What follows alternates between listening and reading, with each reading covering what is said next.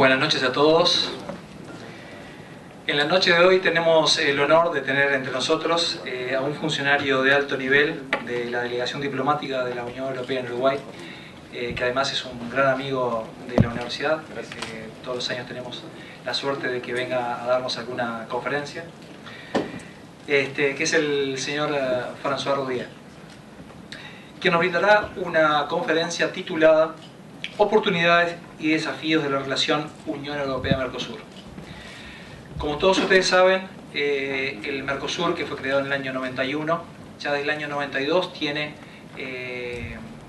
convenios formales de cooperación con la actual Unión Europea, y estos vínculos se han estrechado mucho a partir de 1995, cuando se firmó el AMIC, el Acuerdo Marco de Integración y Cooperación. Y ese acuerdo marco, como ustedes también saben, buscaba crear una zona de libre comercio entre los dos bloques, la Unión Europea y el Mercosur. Por muchas y diferentes circunstancias eso todavía no se ha logrado. Hay quienes miran con optimismo las próximas negociaciones que se van a desarrollar en diciembre de este año. Pero voy a dejar que todo eso se lo siga contando François. Y sobre nuestro invitado de lujo de la noche de hoy me gustaría contarles lo siguiente. Es licenciado en periodismo y licenciado en ciencia política. Además es máster en historia europea. Es máster en estudios europeos con énfasis en estudios políticos y administrativos que realizó en el Colegio de Europa, que tiene su sede en Bélgica.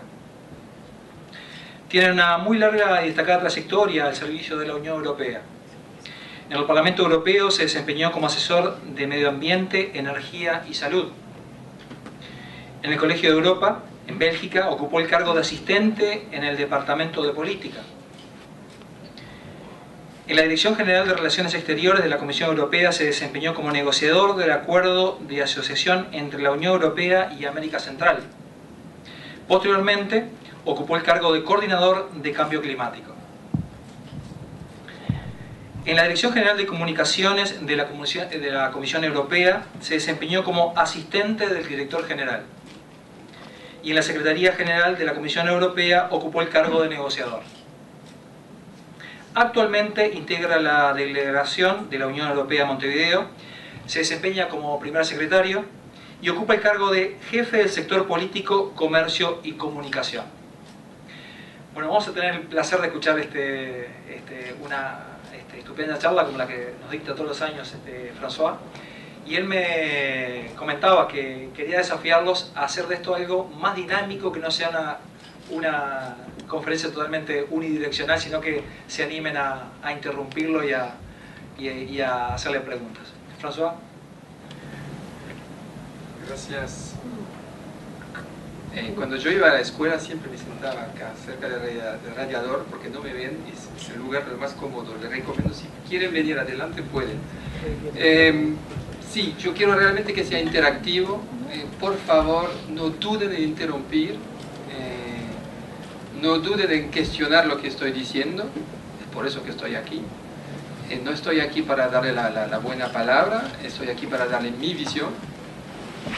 Como diplomático no puedo decir todo, pero intento decirlo de manera un poco alusiva por vez. Pero insisto realmente en la interactividad. Es lo que lo hace lo más interesante, es la mejor manera de intercambiar ideas. No estoy acá para solo decirlo, darle mi propia verdad. También le pido perdón por mi francuñol, hace 3 años que estoy aquí, pero sigo con mi acento, sigo con unas expresiones un poco raras. Si me escuchan usar lunfardo es porque no sé qué es lunfardo, pero digo, hago con lo que tengo y hago lo que puedo. Bien, tengo unas notas tengo 7 páginas, no tengo intención de leer 7 páginas, pero voy a intentar usar como apuntes. Y insisto, no duden en intervenir cuando quieran. Básicamente quiero centrarme en mi intervención en la amplia relación Unión Europea-Mercosur. Voy a ir rápidamente para decir cosas obvias, pero que se deben repetir por veces. Es decir, sobre vamos a decir, la larga historia que tenemos y los vínculos fuertes que se generan. quiero hablar un poco, voy a hablar un poco del potencial de la relación entre la Unión Europea y el Mercosur, la relación económica de nuestros intercambios y lo que se puede hacer. Voy a hablar de la negociación, evidentemente es el pez gordo de lo que quiero contarlos, de lo que pasó, de dónde estamos y de por qué podemos lograr o fallar. Y voy a intentar concluir sobre eso, los factores de éxito y factores quizás de caída. Espero que no. Bien, hay esta fórmula de Carlos Fuente que dice que los rioplatenses descienden de los barcos.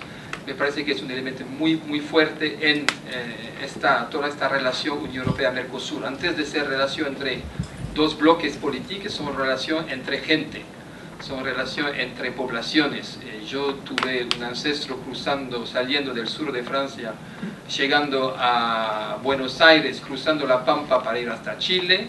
Cuando volvió a Europa 15 o 20 años después lo llamaban el indio. Todavía no sabemos bien, tenemos sus cartas, pero no sabemos bien por qué salió de Francia. Pensamos que estaba huyendo unos bancos quizás, o su esposa, son cosas que no eran muy claras, pero un elemento humano es un elemento muy importante de nuestras relaciones. Eso se ve evidentemente en la cultura, no le voy a hablar de Forlán Suárez y todo esto. Gardel es evidentemente un tema, para mí es un tema clásico, Gardel. Los franceses están seguros que Gardel es francés. Los argentinos, mi esposa es argentina, me dice que es argentino, y los uruguayos, yo sé bien lo que dicen. No voy a entrar en la polémica, pero le muestra bien con 2 o 3 ejemplos de los vínculos estrechos que tenemos. La semana pasada estaba en Bogotá y discutiendo con un periodista colombiano sobre la visibilidad de la Unión Europea y por qué España tenía mucho más visibilidad que la Unión Europea, y él me contestó diciendo, bueno, la Unión Europea hace 50 años que conocemos, España desde 1492, y para mí también es un buen ejemplo que la relación Unión Europea-Mercosur se construye también sobre todo este pasado. 2 o 3 palabras clave. Fraiventos. En Fraiventos se hizo el corned beef que comían los soldados, inclusive mi abuelo, durante la Primera Guerra Mundial. Fraiventos en Inglaterra se conoce. Yo pienso que nadie en Inglaterra sabe que Fraiventos es una ciudad. Yo pienso que menos saben que es en Uruguay, pero Fraiventos para ellos es comida, es corned beef. Tanat. Yo soy del sur de Francia, el Tanat para nosotros es el Madiran, es el mismo vino que viene del sur, cerca de Burdeos, y efectivamente es exactamente la misma planta. Otro ejemplo, ahora tenemos evidentemente la carne uruguaya, argentina, más bien uruguaya, que va para Europa. Tenemos el biodiesel que va de la América del Sur hasta Europa, y vimos ayer, si no me equivoco, una decisión de anti-dumping de la Comisión Europea contra el diésel argentino. Eso para decirle que estas cosas empezaron hace mucho tiempo y están siguiendo. También, y termino con eso, las 2 regiones tuvieron traumas comunes. Para nosotros evidentemente son las guerras mundiales que llegaron hasta aquí. El Graf Spee pasó a 200 kilómetros de aquí, un poco menos. Y aquí evidentemente las dictaduras, y cada uno generó flujo de migrantes, flujo de refugiados, unos viniendo acá, otros viniendo del otro lado, y también estos 2 traumas fueron superados por la integración.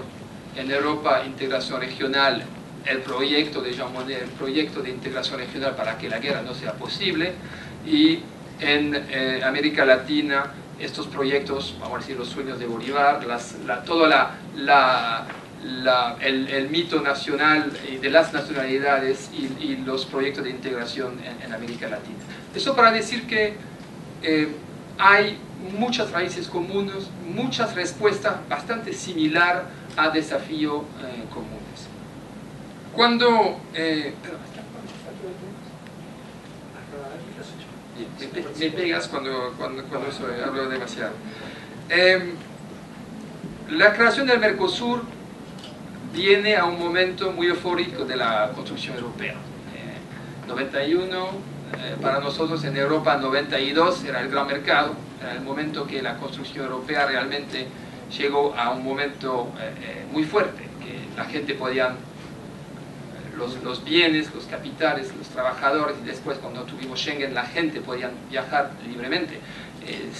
A mí sigue pasándome, cuando quiero ir a Buenos Aires, olvido mi pasaporte, porque en Europa cuando voy de un país al otro, pasó así. Sigue pasándome después de años olvidar comprar pesos argentinos o reales. Sigo con mis mentes, bueno, con el euro. Y es algo que estructura muy fuertemente la vida cotidiana de los europeos. Pero también el modelo europeo sirvió, y entramos en lo que pueden ser los desafíos de nuestra relación. El modelo europeo sirvió de inspiración, aunque con mucha diferencia, al modelo institucional del Mercosur, el Parlasur, el Tribunal Permanente, un secretariado del Mercosur, que no tiene mucho que ver con la Comisión, pero es un poco una idea similar, el Consejo de Mercado Común, que podría ser comparable a lo que es el Consejo de los Ministros en Europa, y también las cumbres, que corresponden un poco a lo que son las cumbres europeas. De la misma manera, las cumbres en Europa, hasta poco tiempo, el Consejo Europeo no tenía existencia legal. Entró en los tratados europeos hace poco tiempo. En el Mercosur lo vimos con el tema de la suspensión de Paraguay. La decisión fue tomada en Mendoza por los jefes de Estado, pero tuvieron que después hacer una traducción política con decisión del Consejo.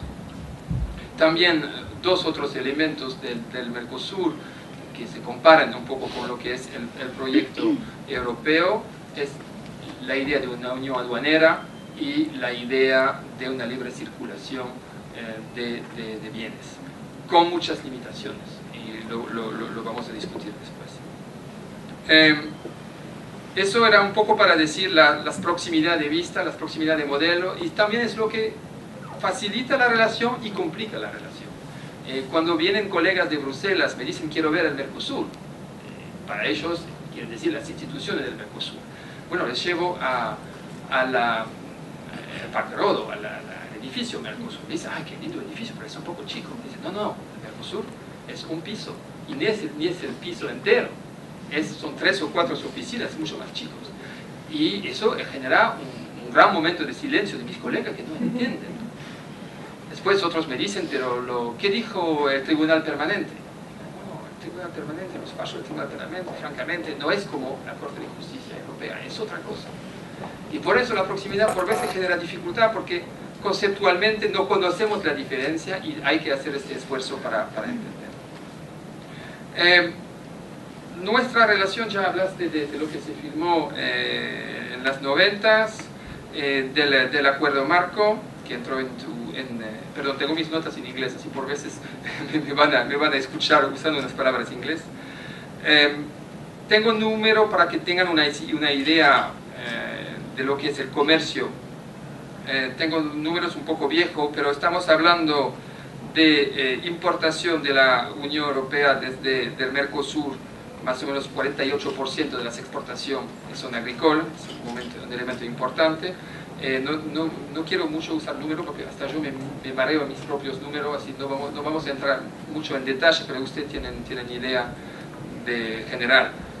Lo que Unión Europea exporta en el Mercosur son en 2010 87% de productos manufacturados, máquinas, coches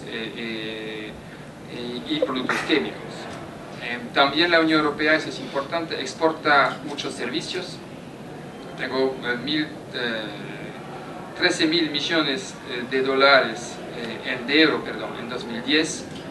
Tenemos muchos servicios financieros y todo este tipo. Otro elemento de dato económico, y paro con eso, importante, son las inversiones. Inversiones europeas en el Mercosur se pueden ver, se ven en la calle, se van a comprar en el supermercado, disco, el casino, si pueden comer todavía no fue, en el Sofitel es una empresa francesa. El puerto aquí está manejado, la mitad del puerto está manejado por una empresa belga, Catunasi, que maneja muchos puertos en el mundo, y en Europa el puerto de Amberes, y hay muchísimos.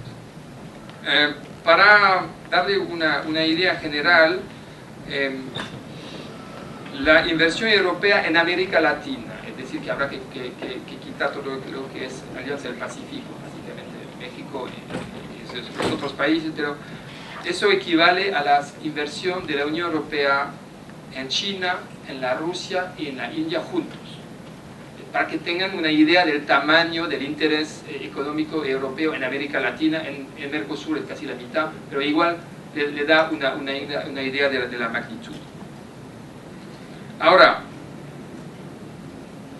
para desarrollar esta actividad económica y humana intensa de intercambio, los políticos, los burócratas que somos, para justificar nuestra existencia, intentamos armar un acuerdo de asociación. Este acuerdo tiene tres patas: una pata política, francamente es la más simple porque se trata de nuestros valores, de lo que queremos defender en los ámbitos internacionales: paz, derechos humanos, desarme, lucha contra el cambio climático, todos estos asuntos que no son tan problemáticos. Una pata de cooperación, de cómo vamos a hacerlo, y evidentemente el pez gordo, que es un acuerdo de libre comercio, un acuerdo comercial. Hemos empezado en 2000, y entre 2000 y 2004 tuvimos, no sé, una docena de reuniones y fracasamos. Entre 2004 y 2010 no pasó nada, y se relanzó en 2010 en la Cumbre de Madrid, bajo presidencia del lado europeo de España, del lado mercosuriano, Argentina, que es un dato importante. Quizás dos o tres palabras rápidas sobre la racionalidad económica, porque me voy a enfocar más bien sobre la parte económica, la parte del TLC de esta negociación. Nosotros consideramos, y nuestros estudios lo demuestran, la mayoría de esos estudios están accesibles en el sitio web de la Unión Europea. Es un sitio web enorme, pero normalmente el Search Engine funciona bastante bien y se pueden encontrar esos datos. Básicamente consideramos que hay un enorme potencial de beneficio. Beneficio para el Mercosur es básicamente un mercado de 500 millones de consumidores que tienen un poder adquisitivo importante. A pesar de la crisis, hay un poder adquisitivo muy importante en Europa. Que sean de los individuos, para consumir bienes finales, pero también evidentemente todo el aparato productivo europeo. Un buen ejemplo son los cueros automóviles de las Mercedes y Audi. Los ejecutivos europeos o mercosurianos se sienten sobre vacas uruguayas, porque una gran parte es cuero que se hace aquí. También para los otros europeos, los mercados del Mercosur son sumamente interesantes. Estamos hablando de economía que se desarrolla muy rápidamente, que consumen mucho y con un deseo importante de bienes de consumo europeo. Una cosa que siempre me sorprende mucho aquí es que Audi hace su publicidad en alemán. Vorsprung durch Technik. Mi alemán es un poco oxidado, pero que dice progres con técnica, se escribe aquí en alemán. Yo pienso que la mayoría de la gente no lo entiende, pero es Audi. Es Audi, es alemán, eso quiere decir calidad, y la gente compra en Audi. Y eso es un elemento importante. Hay un deseo de consumo, una capacidad de consumo que se está incrementando aquí. Esos son los bienes. En servicios es evidente, hay muchísimos intereses, ya le mencioné, y hay un potencial importante. Nuestras investigaciones, nuestras evaluaciones concluyen que el Mercosur con un TLC podría incrementar su exportación de un 40% a dirección de Europa. Solo para darle una idea. Evidentemente hay intereses en conflicto en unos casos. Básicamente, los puntos sensibles para Europa son la agricultura. Hay una producción de bovina de calidad en Europa, que se siente amenazada claramente por la producción y competitividad y la alta calidad de la producción que se puede hacer en el Mercosur. También por todo lo que es aves, por también lo que puede ser cerdo. Con el Uruguay, para darle unos ejemplos, tenemos muy pocos problemas comerciales. Yo hace 3 años que estoy aquí, llevo el portafolio comercial, tuve que intervenir 3 o 4 veces, no más, pero cada vez eran con importación de cerdo, a donde hay unas dificultades, unos puntos en donde no nos entendemos muy bien, de manera general son puntos de asuntos sanitarios y fitosanitarios. Un cargo, vamos a decir, una vez era un cargo de cerdo danés, de bacon danés, que fue trancado en la frontera. Tuvimos que intervenir porque nos parecía que el motivo para trancarlo no era justificado. Es algo que conversemos con el ministerio y pudimos resolver. En otros casos hay evidentemente el cargo que puede ser trancado por motivo perfectamente justificado. Tuvimos hace poco tiempo un cargo de jamón ibérico que fue trancado porque se desarrolla una listeria adentro y se tranca. Eso es parte del comercio internacional, es normal. Particularmente cuando se trata de productos agrícolas, los productos no pueden siempre llegar en perfecta condición. De la misma manera, Europa por veces rechaza productos uruguayos porque hay una contaminación. Una vez tuvimos productos de calamares, si no me equivoco, que habían sido contaminados en los contenedores. Estas cosas pasan, estas cosas son parte de una relación comercial normal. Pero por veces hay que intervenir y discutir porque las reglas no son exactamente las mismas. Y cuando tenemos este tipo de discusión, usamos las referencias, que son las referencias de la OMC, los acuerdos que tenemos en la OMC, y buscamos la mejor manera. Cuando hacemos un TLC, la idea es también acercar nuestra normativa para que las cosas se resuelven entre nosotros y sin necesariamente tener que recurrir a las reglas de la OMC. Del lado del Mercosur, los puntos sensibles van a ser bienes industriales, propiedad intelectual, servicio y compras gubernamentales.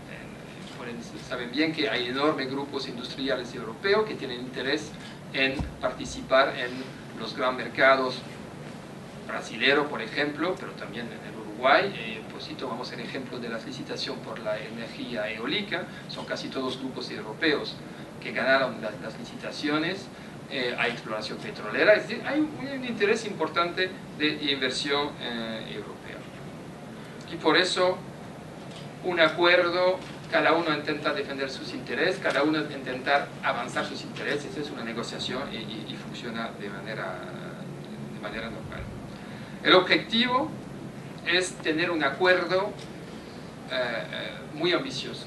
Sin entrar en los detalles de lo que dice la OMC, básicamente para tener acuerdos preferenciales tenemos que tener una parte sustancial, dice la OMC, de nuestro comercio bajo este sistema preferencial. Nuestra interpretación es que es 90% del comercio, que sean líneas, y el volumen de nuestro comercio tiene que ser bajo este sistema preferencial. Es así que le podemos llamar TLC según nuestra interpretación de lo que dice la OMC, pero yo sé que tenemos interpretación muy similar. Bien, ¿por qué fallamos en 2001? El tema no es tanto de hacer la historia, pero más bien de aprender por qué fallamos y de ver cómo podemos lograrlo esta vez. Primero fallamos porque cuando hicimos intercambio de oferta, básicamente la oferta era muy lejana y era difícil hacer este camino para encontrarse. También hicimos unos errores más bien burocrática, táctica, que hizo que la negociación no pudo engancharse bien. También, y quizás era el elemento más importante, estábamos en una gran negociación ante la OMC y ninguna parte quería hacer de manera bilateral o biregional concesiones que se iba a pedir a nivel de la OMC. Eso es también uno de los motivos más importantes. Y en este momento estábamos en un momento de acusación de proteccionismo de un lado o del otro, y eso no favoreció realmente una negociación exitosa. Bueno, en 2010 se relanzó la negociación. Yo estaba manejando, como decías bien, la negociación Unión Europea América Central, estaba bien, más bien la parte política, pero vi mis colegas del Mercosur trabajando duro para relanzar esta negociación bajo presión política fuerte de España y del otro lado de Argentina. No solamente porque querían poder decir en nuestra cumbre tal cosa, pero también porque había una demanda fuerte. En 2010 se hablaba muchísimo de los BRICS, se hablaba muchísimo de la ascensión de Brasil, y era real, y había realmente casi una corrida entre varios países del mundo para entrar en el mercado brasilero, principalmente brasilero, pero también los otros mercados del Mercosur.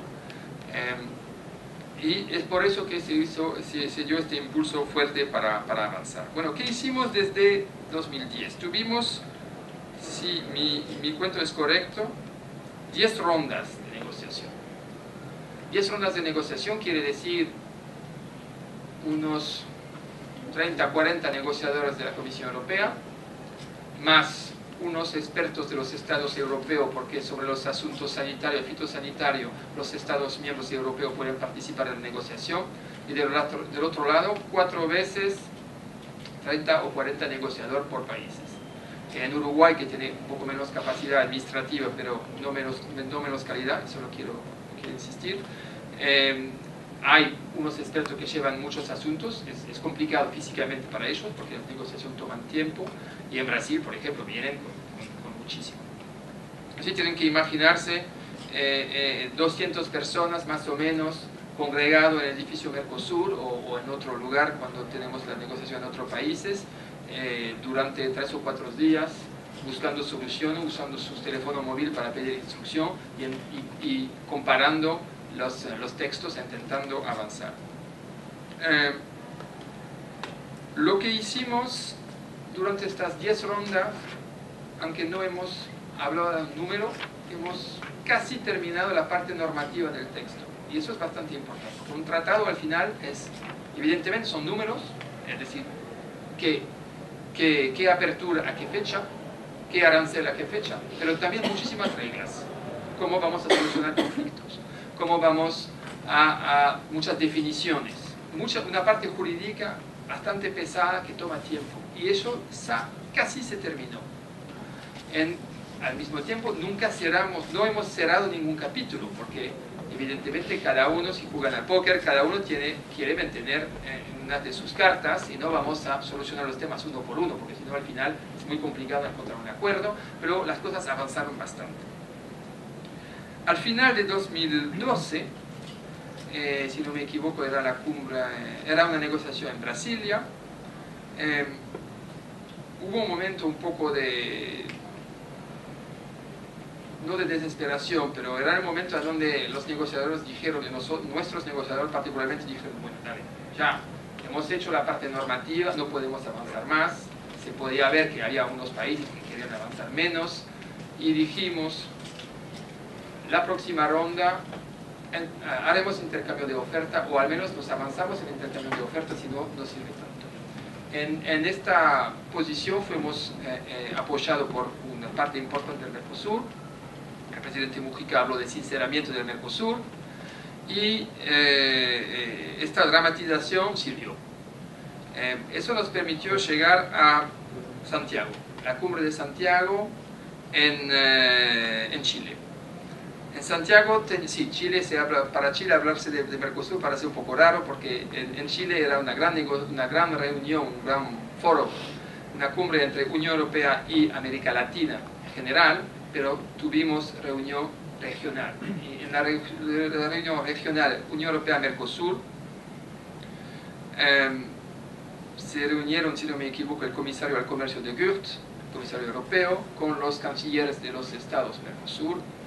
Y después de una larga negociación, después de unas charlas a nivel presidencial dentro del Mercosur, se acordaron que en 2013, es decir, estábamos el 26 de enero de 2013, acordaron que íbamos a trabajar durante el año 2013 para intercambiar ofertas, es decir, los números, antes del final del año.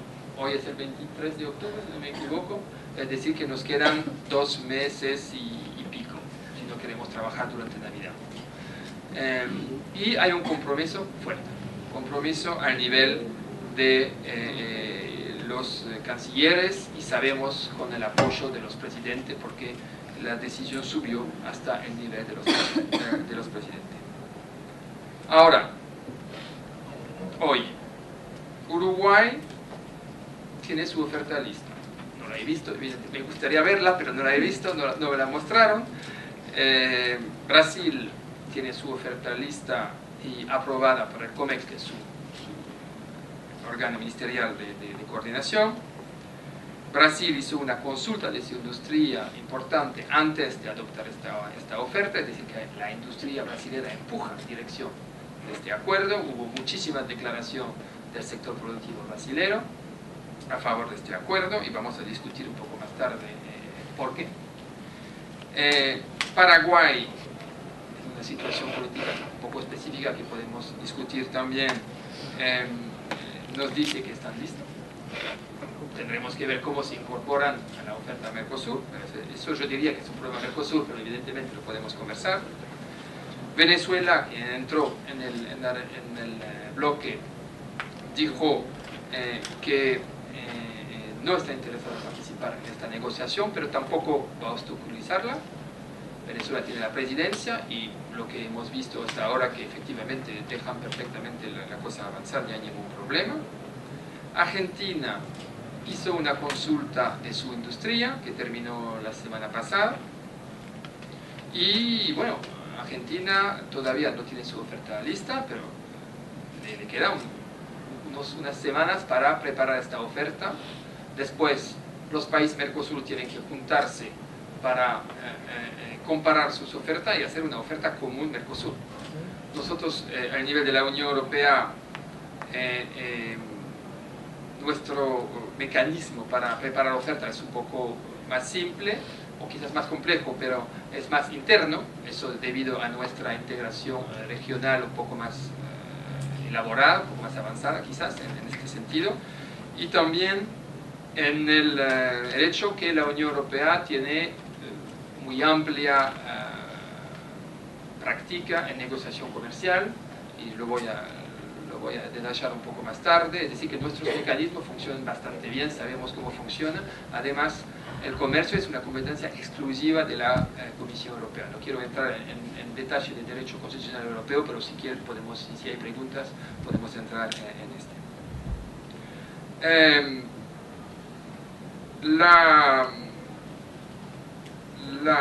La semana pasada tuvimos aquí en Montevideo el grupo de relación exterior del Mercosur. No estaba presente evidentemente, pero según mis informaciones hubo unos intercambios entre delegaciones, y si entiendo bien, y además salió en la prensa, Brasil puso presión sobre el país que no estaba muy listo en su oferta para que las cosas avancen. Y estamos más o menos en esta situación. Ahora, ¿por qué podemos lograr, o por qué pienso que podemos lograr, aunque tengo que decir que no tengo una opinión muy definida ahora, pero cuál pueden ser los factores de éxito y los factores de caída de este acuerdo? Primer punto, la crisis en Europa nos parece, y me parece, que no impactó negativamente sobre nuestra voluntad de negociar. Yo tuve muchísimas preguntas sobre esto, y son preguntas muy legítimas. ¿Por qué Europa en crisis, con situación difícil, desempleo en unos países a 25%? Si miramos en estos países, particularmente el desempleo de los jóvenes, llegamos hasta 50%. ¿Por qué iríamos a abrirnos a países que en muchos asuntos son más competitivos? ¿Por qué en unos sectores agrícolas, por ejemplo, a donde hay unos choques duros, vamos a abrirnos a las agriculturas ultra competitivas del Mercosur? Bien, lo que vemos es que efectivamente la demanda europea, particularmente cuando miramos las estadísticas del comercio entre la Unión Europea y el Mercosur, la demanda europea bajó un poquitín, es decir, que el comercio entre la Unión Europea y el Mercosur bajó un poquitín en los últimos años, y China pasó como primer socio comercial, también por el precio de las commodities. Pero yo pienso que, estoy seguro que el Mercosur sigue siendo una fuente muy importante de importación para Europa y viceversa. Además, el argumento del proteccionismo como respuesta a la crisis básicamente no funciona en Europa. No es lo que hicimos. Lo puedo decir yo, me pueden creer si quieren, pero si lo dijo la OMC. Tuvimos hace 2 meses la revisión bianual, o anual, perdón, de la Unión Europea ante la OMC. Es decir, que todos los miembros de la OMC analizan la política comercial de la Unión Europea, hacen sus críticas, hacen sus preguntas, y yo les recomiendo darle un vistazo al sitio de la OMC. Yo pienso que lo pusimos en nuestro sitio de la delegación aquí, porque me pareció muy interesante. Es la introducción del embajador de Australia, que era un poco el relator de la evaluación de la política comercial europea. Y él criticó a la Unión Europea en muchos asuntos, pero él dijo claramente: la Unión Europea no reaccionó a la crisis con proteccionismo. Y eso me parece ser un elemento muy importante. No lo digo yo, lo digo él, y es lo que salió también de, cuando se miran las conclusiones de la presidencia a la OMC al final de la evaluación de la política comercial europea, también fue una cosa que salió claramente. La Unión Europea no usó el proteccionismo. También la política agrícola europea, que fue muchas veces criticada por ser proteccionista y que en unos asuntos sigue teniendo unos elementos, pero no tiene para nada, no es la PAC de antes. Muchas veces aquí en conversación tengo preguntas sobre la PAC y por veces tengo ganas de decir a la persona, pero no, lo que me estás describiendo ahora es la PAC de hace 15 años, ahora cambió muchísimo, muchísimo. Cambió porque quisimos reducir el impacto presupuestario de la PAC, porque la PAC llegó hasta 60% del presupuesto europeo, ahora es un 40%, es decir, que se distribuye menos plata. También porque fuimos atacados muchas veces ante la OMC y perdimos. Así tuvimos que cambiar nuestros modelos de desarrollo agrícola. Y porque la parte, casi no tenemos más apoyo a los precios. Lo que tenemos ahora son formas de apoyos a los agricultores, básicamente con medidas medioambientales. Es decir, que eso no impacta el precio del producto, pero es más bien mantener el estatuto de nuestro medio ambiente. Tienen que pensar que Europa, imagino que muchos de ustedes pasaron por Europa, pueden ver la densidad de población de Europa, tiene nada que ver con la densidad de población del Mercosur. Y eso tiene un impacto medioambiental evidente. Es por eso que tenemos que cuidar nuestro medio ambiente. Es por eso que entendimos que la PAC, Política Agrícola Común, tenía que realmente incorporar este factor medioambiental. Por eso, básicamente, los pagos que se hacen a los agricultores se hacen en intercambio de servicio medioambiental. Y eso representa una parte considerable de la política agrícola común y eso no tiene impacto sobre las exportaciones. También las industrias exportadoras europeas, Alemania por ejemplo, pero Italia, también muchos otros, necesitan mercados. Es también uno de los motivos por lo cual no usamos el proteccionismo, porque necesitamos exportar, necesitamos mercado.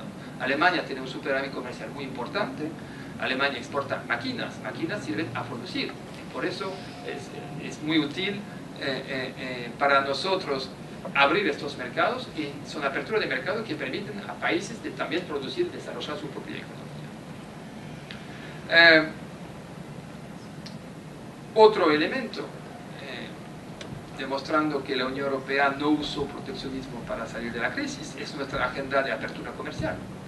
Hemos firmado TLC con muchísimos países últimamente, en casi toda América Latina salvo el Mercosur. Todos los países miembros los que son ahora miembros de la Alianza del Pacífico tienen TLC. México, Chile son viejos TLC que estamos reflexionando en trabajar en modernización. Se firmó y entró en vigor con Colombia, Perú, América Central, ya lo hemos conversado. Hemos firmado la semana pasada con Canadá. Estamos avanzando con muchos países asiáticos.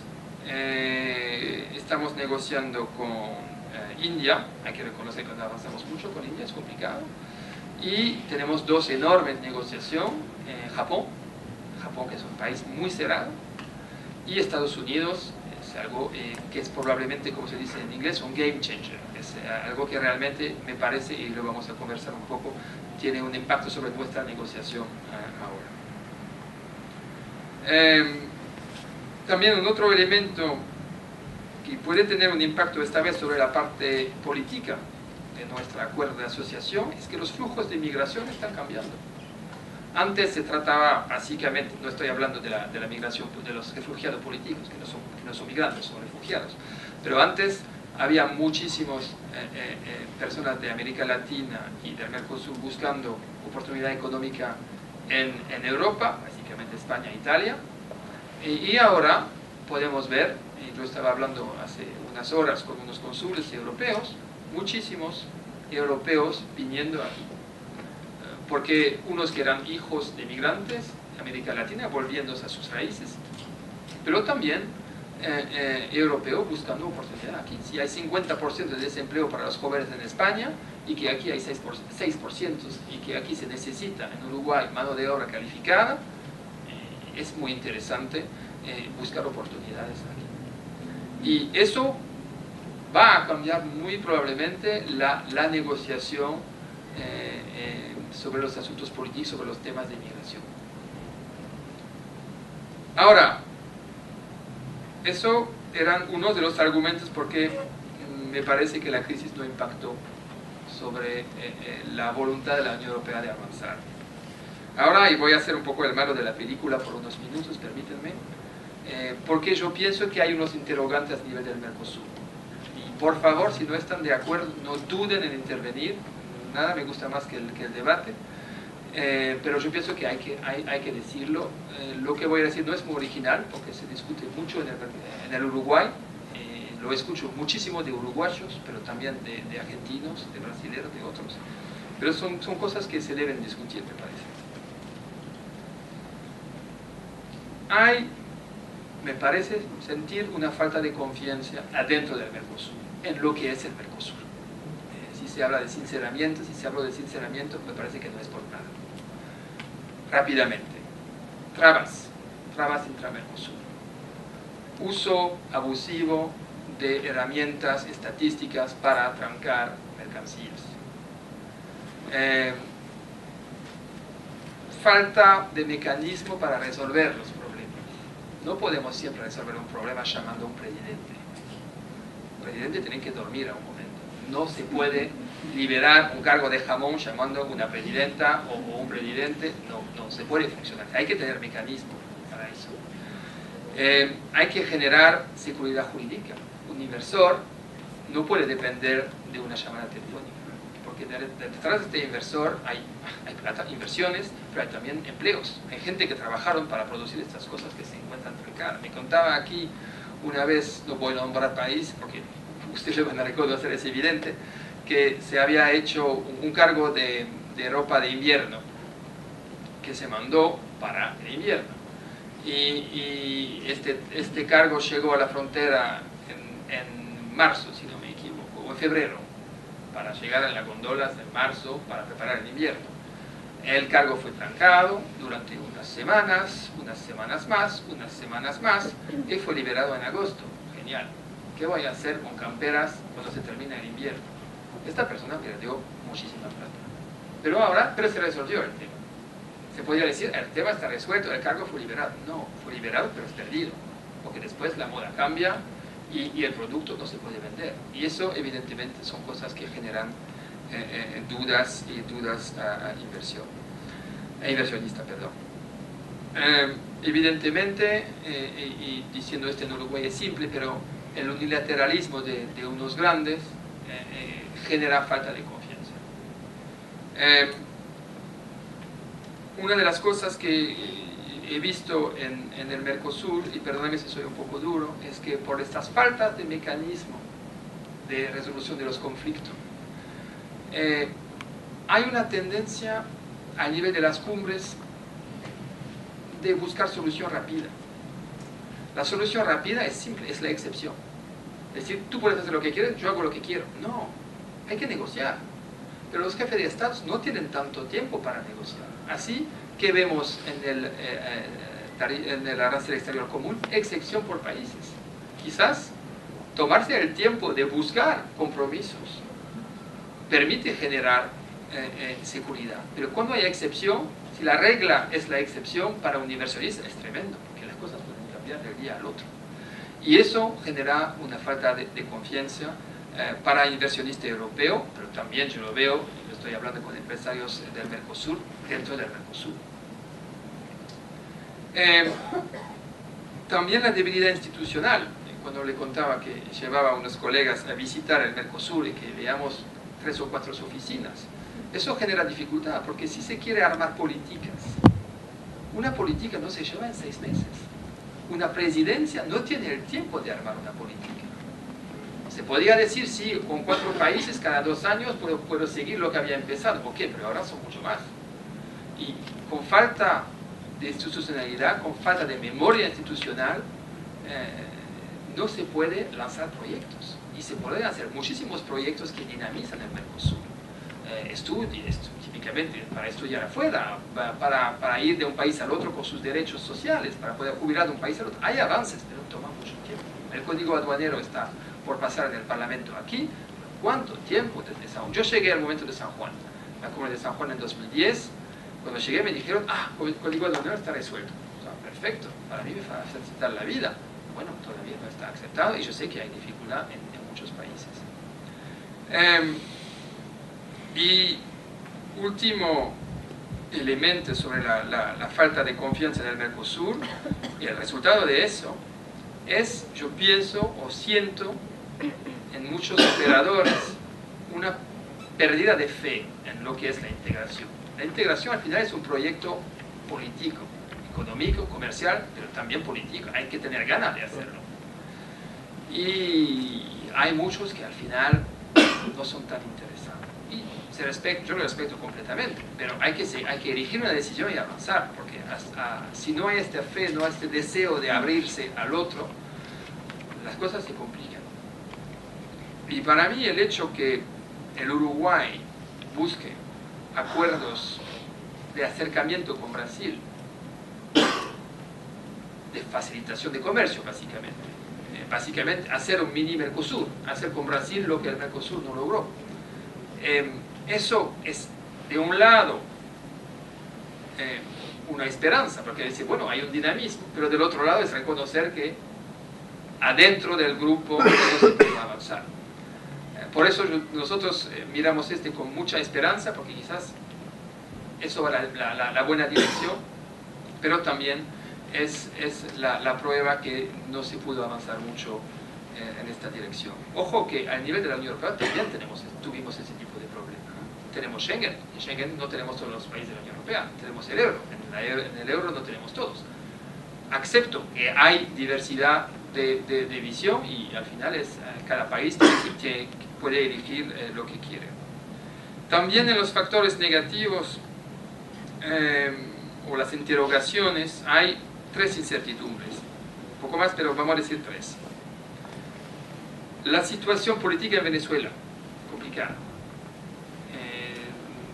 No tengo ni la capacitación ni la voluntad de dar una charla sobre Venezuela, pero todos sabemos que la situación es complicada, viene con interrogantes político y también económico.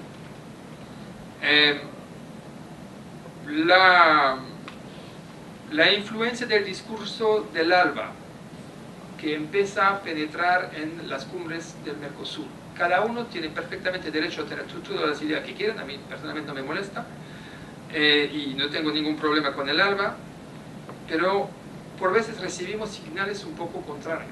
Y el problema es si sabemos lo que quiere, qué quiere quién, está bien, pero si no entendemos bien, eso es un poco distinto. Por ejemplo, Bolivia y Ecuador quieren firmar TLC con la Unión Europea, pero desarrollan unos discursos anti-TLC.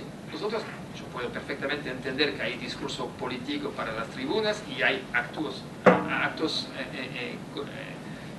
jurídicos y lo que se firma, pero cuando estamos en un ambiente general a donde hay poca certeza jurídica y arbitración a nivel de los jefes de Estado, eso genera incertidumbre y es complicado para nosotros decir a los inversionistas europeos, no pueden ir, no se preocupen, lo que se firma se va a lograr y hay una voluntad fuerte.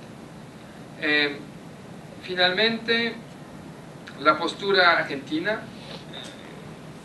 sabemos que es complicado para el Uruguay. Yo he seguido el tema UPM de muy cerca, son inversiones europeas, conocemos bien lo que pasa en la región. Unos elementos positivos, unos elementos negativos. El elemento positivo es que los conflictos que tiene la Unión Europea con la Argentina se encuentren en los ámbitos apropiados, es decir, que estamos discutiendo en la OMC, en los paneles, y así tiene que ser. Es perfecto, y eso no genera problema. Tener discusiones comerciales, si la podemos llevar en el buen lugar, eso no es un problema. Nacionalización no es un problema, hay derecho de nacionalizar, pero también con nacionalización viene compensación. Y en este sentido, si Argentina nos lleva ante la OMC o nosotros lo hacemos por unos asuntos específicos comerciales que no quiero ni puedo comentar porque no entiendo nada, está perfecto porque los expertos lo discuten, los abogados lo discuten y se encontrará una solución. Hay un contexto muy específico también en Argentina. En Argentina hay un modelo económico suyo, elegido por un gobierno legítimo, no tengo que comentar sobre eso, pero al mismo tiempo vemos, no tengo muy claro cómo este encaja con la apertura comercial, pero también veo que Argentina necesita abrirse al comercio. Así, hay unos factores de incertidumbre que se pueden tomar de manera positiva o de manera negativa según las decisiones que toman las autoridades. Ahora, hay factores positivos, que no quiero terminar mal. Hay intereses defensivos del Mercosur importante, pero por ejemplo sobre temas industriales, por ejemplo, no hay tanta competencia. Los productos, vamos a decir, la nueva industrialización del Mercosur no compiten directamente con los productos europeos, cada uno tiene espacio de mercados muy distinto y eso no genera mucha dificultad. Mencioné las máquinas alemanas son útiles en muchos países del Mercosur para producir y esos son factores positivos. También el elemento político, perdón, hubiera tenido que mencionarlo antes, como los países del Mercosur se desarrollan muchísimo, todos son casi todos ahora de renta media, nosotros no vamos a hacer más cooperación al desarrollo, podemos desarrollar una cooperación mucho más entre interés mutuo, hasta hablar de cooperación de tipo triangular, y eso genera mucha corresponsabilidad, son vínculos fuertes entre los países. Cuando, no sé, Unión Europea y Brasil o Argentina o Uruguay, vamos a poner plata juntos para ayudar, por ejemplo, Paraguay a fortalecer su sistema de trazabilidad de la carne, estamos trabajando juntos, es mucho más simple. Estamos reflexionando a ver si podemos hacer algo sobre las finanzas públicas también en Paraguay y otros países. Esos son elementos de cooperación importantes. La caída del sistema general de preferencias, si saben lo que es, ¿sí? Okay. Era una preferencia que la Unión Europea daba de manera unilateral a los países en desarrollo. Nosotros lo hemos reformado a nivel mundial y resultó que la mayoría de los países del Mercosur lo pierden porque nuestra evaluación es que no necesitan más porque es competitivo ahora. Bueno, eso genera también un impulso a favor de un acuerdo de libre comercio, porque con el acuerdo de libre comercio se puede lograr muchísimo mejor, es decir, arancel mucho más bajo de lo que se puede obtener con un sistema como el SPG. Otro factor positivo, la situación en Paraguay, que me parece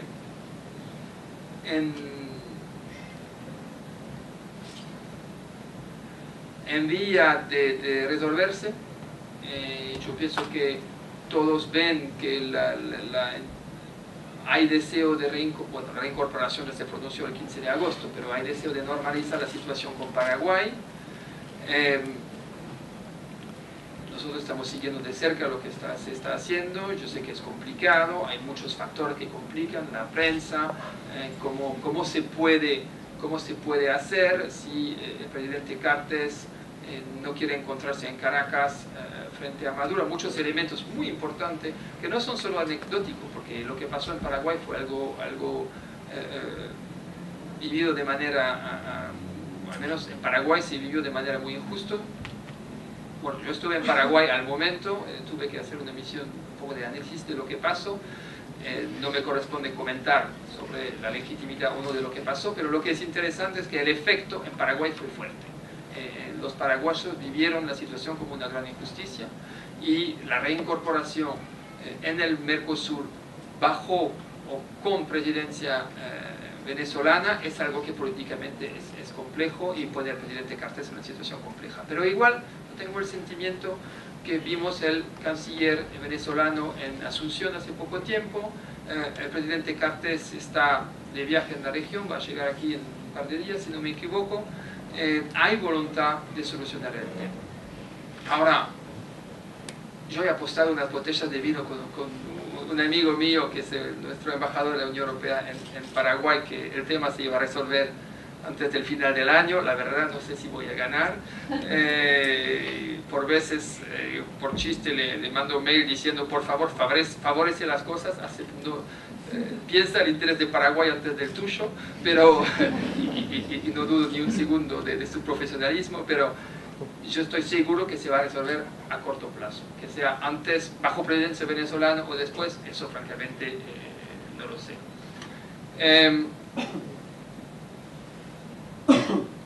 Bolivia y Ecuador, otro elemento favorable, ya lo mencioné como elemento negativo, pero quiero también insistir que puede ser un elemento favorable. Bolivia y Ecuador, uno que está por entrar o ya se firmó, está en proceso de ratificación, dijo que quería un TLC con nosotros. Todavía no tenemos muy claro cómo, si va a buscar hacerlo bilateral, es decir, retomar la negociación que habíamos hecho después de la implosión de la CAN, no implosó completamente, pero después de que se deshizo la negociación europea-CAN. Por el caso de Bolivia, no sabemos bien cómo lo quiere hacer. Ecuador nos dijeron de manera más clara que quieren negociar con nosotros de manera bilateral, piensan que pueden más defender sus intereses de manera bilateral con nosotros y después entrar con el Mercosur. Eso también es un elemento que puede ser favorable. Finalmente, Brasil. Brasil parece empujar muy fuertemente a dirección de este acuerdo. Es algo que hace unos años no estábamos tan seguros. Ahora parece claro.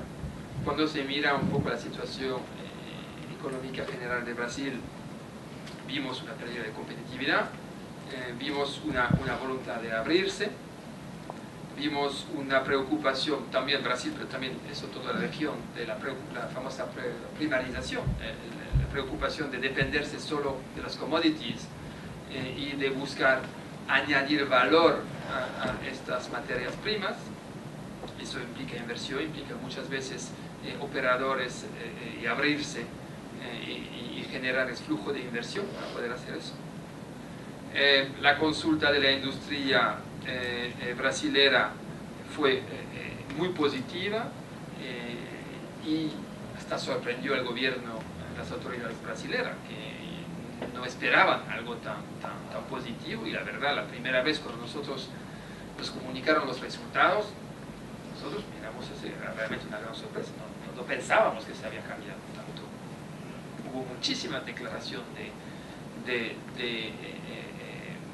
autoridades públicas, también representantes de Cámara de Comercio de Sao Paulo, muchísimos actores brasileños empujando a dirección de este acuerdo. Hay también dos factores. La presión de la negociación Unión Europea-Estados Unidos. El presidente Mujica habló de un terremoto. Bueno, terremoto no me gusta mucho la expresión porque un terremoto no genera muchas cosas buenas de manera general. Vamos a decir que nunca he visto un terremoto generando cosas buenas. El acuerdo Unión Europea-Estados Unidos, y yo pienso que va a generar muchas cosas buenas, es también por eso que nosotros empujamos tanto en esta dirección. Básicamente no se trata tanto de arancel. Nosotros los aranceles entre la Unión Europea y Estados Unidos son en casi todo muy bajo. Se trata más bien de normas, de reglas. Si los dos de los más grandes mercados y exportadores del mundo se acuerdan en normas y reglas y abren sus mercados, eso va sin duda a tener un impacto mundial. Y el Mercosur no puede quedarse afuera de esta jugada. Y yo pienso que ese razonamiento, personalmente lo pienso justo, que se hizo en Brasil y que se hace aquí, el presidente Mujica lo menciona casi siempre, y es un elemento importante. También en un análisis rápido de lo que es la política extranjera de Brasil, un poco simplista, pero me parece que Brasil no puede perder el liderazgo en la región si no puede lograr un acuerdo. Hasta ahora el Mercosur, la proyección externa del Mercosur es un TLC con Israel, un TLC con Palestina, es el mismo, un acuerdo limitado con Egipto y muchas negociaciones, quizás he olvidado uno, pero yo pienso que no, y muchas negociaciones que no avanzan. Hay algo con Canadá, pero es lo que sé es que no avanza mucho, y para Brasil es importante mostrar su capacidad, no solamente para los intereses brasileños, pero también en la región, a liderar la región en un acuerdo ambicioso. Eso particularmente después de la creación de la Alianza del Pacífico, que unos describen como una buena operación de marketing, porque hay poco comercio entre la Alianza del Pacífico, ok, puede ser el caso, yo no sé, pero lo que vemos claramente es que hay una voluntad fuerte de avanzar, las cosas pasan y pasan rápidamente. El ritmo en asuntos políticos es algo muy importante.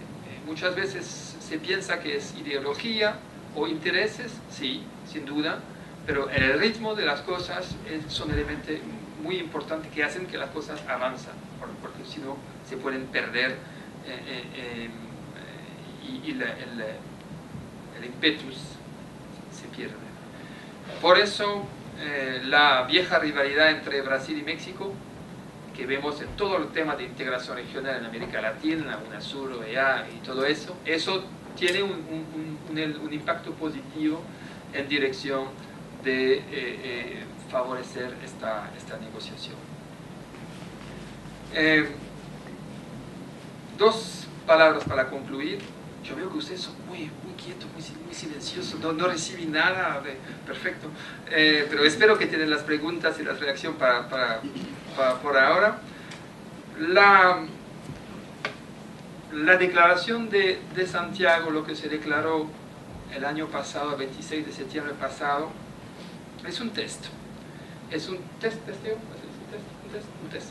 un test del compromiso político de cada parte. Es una decisión que se tomó al nivel de los jefes de Estado. Es una decisión que necesita mucho coraje, porque decir hace 10, 12 años que avanzamos, pero no tanto, y que ahora tenemos que ponernos las pilas, se necesita mucho coraje. Mucho coraje porque todos estos líderes están por entrar o por salir o se encuentran en situación política siempre complicada, elección en Argentina en una semana, en Brasil en un año, en Europa en 6 meses, bueno, Uruguay ya sabemos quién va a ganar, pero aparte de, no sé, estoy bromeando con eso, pero es decir, situación política compleja con Paraguay, es decir, que se necesita muchísimo coraje tomar este tipo de compromiso. Y por eso yo pienso que hay mucho se invirtió mucho prestigio, se invirtió mucha credibilidad en tomar este compromiso. Por eso pienso que, y veo que las cosas avanzan. Ahora, es también un test en la capacidad de cada grupo, cada bloque, en buscar los compromisos, buscar el consenso para avanzar. Sí, y eso quiere decir básicamente, al nivel de la Unión Europea, que lleguemos a convencer que hay un bien, es un interés común en avanzar. Al nivel del Mercosur, también. Buscar los compromisos, buscar cómo acomodar cada uno para que se avanza y que se avanza rápidamente. Ahora, si logramos un intercambio de oferta antes del fin del año, o el 2 de enero, quizás en negociación comercial, en negociación europea, por veces paramos el reloj. Se decía al mediodía tenemos que tener el acuerdo y por veces son las 2 de la mañana, pero el doctor dice no, son medianoche, y ganamos unas horas. Pero espero no estar siguiendo negociación el 31 de diciembre. Eso para decir que si logramos este intercambio de oferta, que va a ser complicado, pero yo pienso que si lo logramos, hemos hecho un paso muy importante en este acuerdo, porque todo el capital político que se habrá invertido, todo el costo político que se paga en preparar las ofertas, solo tendrá cada grupo, solo tendrán que cosechar, es decir, hacer la negociación y cosechar los beneficios de la negociación. Paro con eso y por favor disparan, no duden en disparar preguntas y reacciones. Gracias.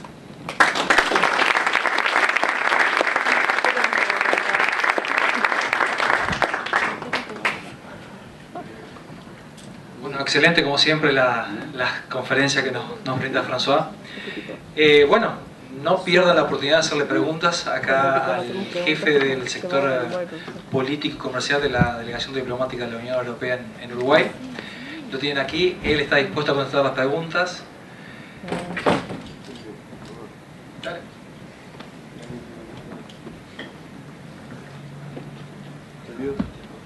Hola, buenas tardes. De todo lo que dijo, quisiera saber cuál es la mayor dificultad a la hora de negociar con el Mercosur. O sea, mencionó varios puntos, pero personalmente, ¿cuál es el más importante? Ok. ¿Hay otras preguntas?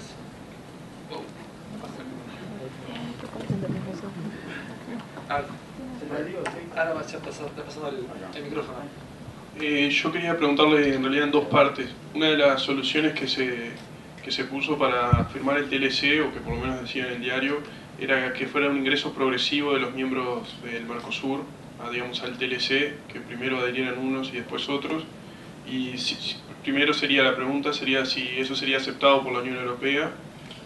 Y segundo, si del otro lado la Unión Europea puede hacer lo mismo. O sea, si en la Unión Europea pueden ingresar todos juntos o pueden ingresar progresivamente de la misma manera que lo haría el Mercosur. Serían esas dos partes. Yo tenía otra pregunta. Usted nombraba toda una serie de dificultades que hay o de aspectos negativos que dificultan la negociación. La pregunta es, ¿esas dificultades están generando pérdida de interés en el Mercosur por parte de la Unión Europea? No sé si queda clara. Ok, ¿puedo contestar estas tres que están? Buenas tardes. Mi pregunta es en cuanto ¿qué países europeos te parece son los principales inversionistas acá en Uruguay?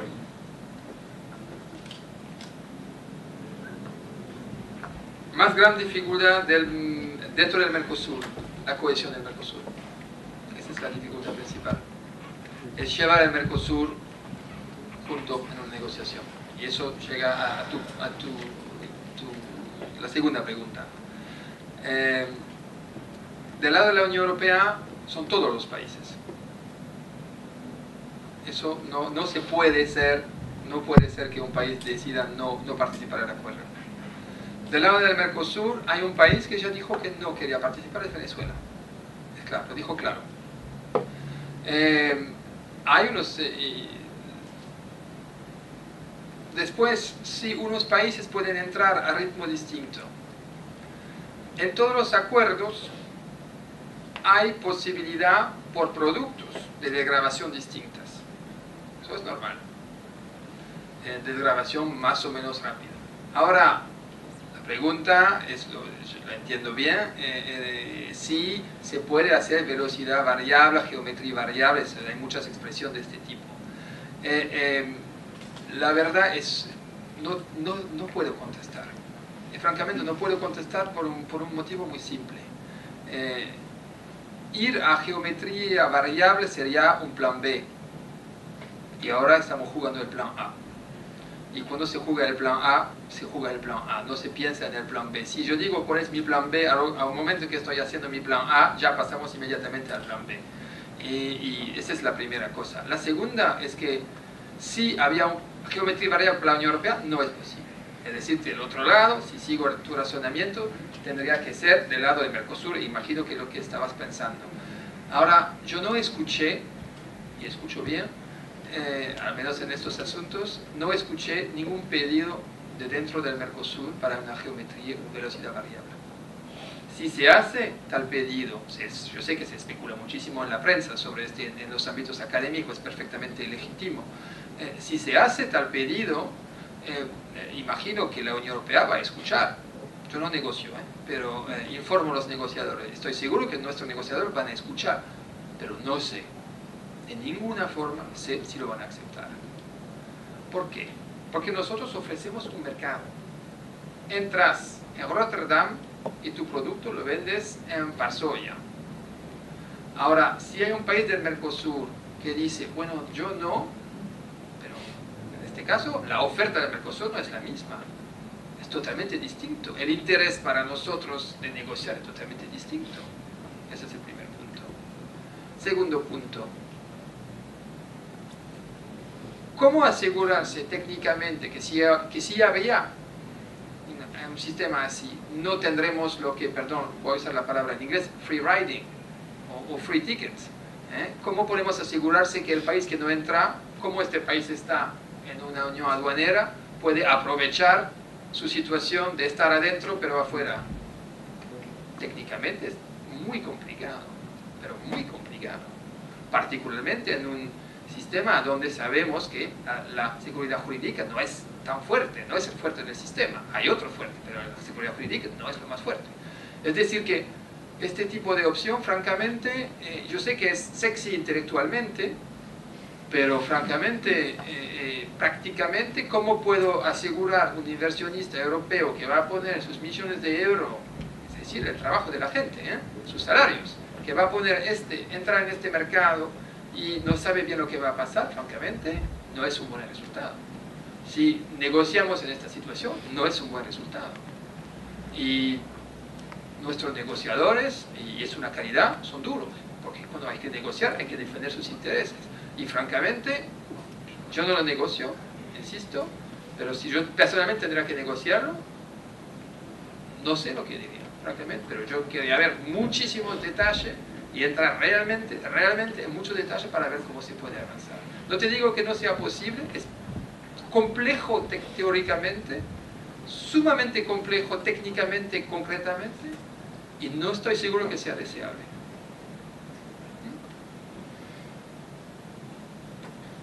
Escribo muy mal. Pérdida de interés, ¿no? Sí. Bueno, pienso que ya te contesté, casi. No hay pérdida de interés de la Unión Europea, hay un poco un cansancio. Es por eso que nuestros negociadores no son tantos y se van a Washington, se van a Tokio, estaban en Canadá y es una vida dura. No ven mucho sus familias y porque este factor humano hay que tomarlo en cuenta. Ese es un elemento. ¿A dónde vamos a invertir nuestros recursos para negociar? Uno. Dos, en términos de capital político. Nuestro comisario europeo, nuestros ministros no quieren fallar. Si se negocia es para ganar, no ganar, para lograr un resultado. Nunca se gana una negociación. Yo hice 10 años de negociación. La persona que gana una negociación está segura que no se va a implementar. Nunca se debe ganar una negociación. Se debe buscar realmente, y lo digo sin demagogia, se debe buscar un resultado equilibrado. Porque si no está equilibrado, después vas a tener problemas y no va a funcionar. Pero un político, un comisario, un ministro, particularmente en fin de su mandato, la Comisión Europea va a terminar al final del año próximo, quiere poder decir que el TLC con la Unión Europea, con Mercosur lo tengo. No quiere decir fallé otra vez. Fallamos una vez. Fallar una vez se puede hacer, 2 o 3 veces tiene un costo político. Por eso, de nuestro lado, hay deseo de avanzar, hay intereses, pienso que intente ser claro en nuestro interés en avanzar. Yo pienso que hay muchos intereses del Mercosur también en avanzar, pero la responsabilidad de los burócratas que somos, o de los políticos que tenemos, que nos dan las instrucciones, es lograr cosas. Y podemos hacer todas las charlas que queremos y presentar los argumentos, al final tenemos que firmar un tratado. Y el costo político es importante. Así insisto, hay voluntad de avanzar, sentemos que el momento es bueno, sentemos que del lado del Mercosur hay movimiento. Si no logramos avanzar en corto plazo, personalmente, no estoy en la cabeza del comisario de Gucht o del presidente Barroso, ellos van a decidir. Pero si no logramos, yo veo que se puede complicar. Inversión europea en Uruguay. La verdad, quieres los números, no los tengo conmigo, pero lo puedo encontrar. Te voy a dejar mi tarjeta y intentaremos solucionarlo. No, vas a la página de Uruguay 21. Hicieron un muy buen estudio, a ver, lo tenía hace unos días, lo tenía conmigo. Un muy buen estudio sobre la inversión en el país. No lo tengo. El estudio salió hace unas semanas, imagino que lo tienen online. Es muy claro. Básicamente, si no me equivoco, las empresas europeas están, bueno, las papeleras, eso es una evidencia, es público, están en energía, muchas en la exploración petrolera, energía eólica, servicios, turismo, servicios bancarios. No son tan presentes en el agro. En el agro son muchos brasileros, pero hay unas francesas, Dreyfus, que invierte en el agro. Y ahora hay unas nuevas inversiones agroindustriales. Unas empresas españolas. Pero bueno, puedes encontrar con Uruguay 21, vas a poder encontrar más datos. ¿Otras preguntas? ¿Reacciones? Una pregunta por adelante.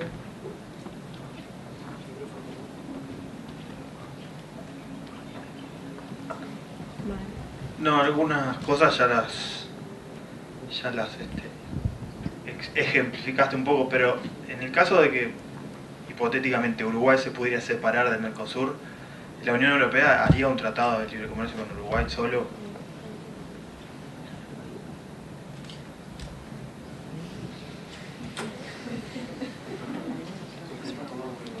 Bien. Estamos en el mundo de la ciencia ficción ahora. Primero, francamente, no veo por qué el Uruguay saldría del Mercosur. Y francamente, ¿qué interés el Uruguay tendría que salir del Mercosur? Yo sé que hay unas propuestas que maniobran unos senadores, unos políticos, pero hasta cuando se discute con ellos, Sergio Abreu es uno, pero nunca dijo salir del Mercosur, al menos cuando yo lo escuché no habló de salir, de buscar flexibilizar, eso es tiene mucho sentido, pero salir del Mercosur, salir de la región, pero Mujica dice bien, los países no se mueven, los vecinos son los vecinos. Si se mira lo que vende el Uruguay, el arroz, los lácteos, no van a Europa, se quedan aquí, van a Brasil, lo más lejos que van, yo pienso, es Venezuela, si no se quedan en la región. Si sales del Mercosur, esos productos no van a ser más competitivos. ¿Quién le va a comprar? El agro son 70%, si no me equivoco, de las exportaciones uruguayas. Sería complejo. El turismo. Y bueno, el turismo se puede imaginar que no tiene mucho que ver con aranceles. Sí, pero tiene que ver con con movilidad y facilitación de inversión y todo esto. Bueno, pero imaginemos que por cualquier motivo el Uruguay sale del Mercosur. Ahora, en Uruguay son 3.4 millones de personas, si no me equivoco. En la Unión Europea son 500 millones de personas. Sería difícil para Uruguay defender sus intereses en una negociación así, desequilibrada. O para ponértelo de otra manera, yo estoy acá para defender el interés de Europa. Son los ciudadanos europeos que me pagan. Para Europa, nuestro interés es que el Uruguay sea en el Mercosur. ¿Y por qué los inversionistas europeos vienen en Uruguay? Para acceder al mercado uruguayo y también del Mercosur. Ahora, si Uruguay se aísla del Mercosur, se convierte en una isla, no sé si es tan interesante para un inversionista. Va a seguir siendo un país divino, pero con mucho menos potencial. Así, francamente, no sé si hay tanto interés, si tendremos tanto interés en hacerlo. Uruguay tiene una especificidad enorme en el Mercosur. Es un país de reglas, es un país de norma, es un país que respeta su palabra, sus compromisos. Eso es esencial. Para las inversiones lo más importante es el compromiso, el respeto de la palabra o del firmado. Eso es lo más importante. Si sales de ese, Uruguay se convierte en un pequeño país. Uruguay no es un pequeño país. Uruguay es la puerta de entrada o de salida de una enorme región con potencial enorme en términos de mercados, de producción, de inversión, gigantesco. Sin eso, no sé si es tan interesante, francamente. Pero sí soy un poco brutal en la respuesta. Y no te puedo contestar concretamente si la Unión Europea firmaría con Mercosur, con Uruguay, pero mi evaluación así, en un mundo de ciencia ficción, estamos, insisto, teórico, yo pienso que cambiaría completamente. Es un poco si Luxemburgo, bueno, Suiza tiene un régimen muy específico, porque Suiza está abierto a todo el mundo, Singapur también, pero Luxemburgo, imagínate por lo que conocen en Europa, Luxemburgo afuera de Europa, ¿qué queda en Luxemburgo? Además es muy bonito, pero eso es otra cosa. Pero, ¿qué queda? No tiene la playa de Rocha, hay que reconocer, tampoco carne. Pero el aislamiento no es una política, no es una solución. La gran fuerza del Uruguay fue de aprovechar su región. ¿Quién construyó, quién invierte en Punta del Este? Los brasileños. Los puertos uruguayos viven evidentemente de lo que se produce y exporta de Uruguay, pero también de los otros países. La reflexión sobre infraestructura en Uruguay, la gasificadora, perfecto ejemplo. La gasificadora sí, no está hecha solo para el mercado uruguayo, está hecho para el mercado uruguayo y Buenos Aires. Y pues, la gran fuerza del Uruguay es encontrarse en el centro del Mercosur. Si se aísla, yo pienso que cambiaría las cosas.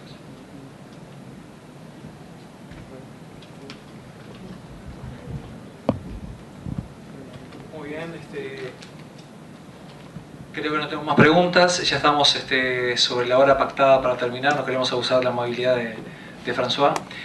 De una forma muy sencilla me gustaría demostrarle nuestro agradecimiento con un pequeño regalo, un libro que fue hecho por unos investigadores de nuestra facultad.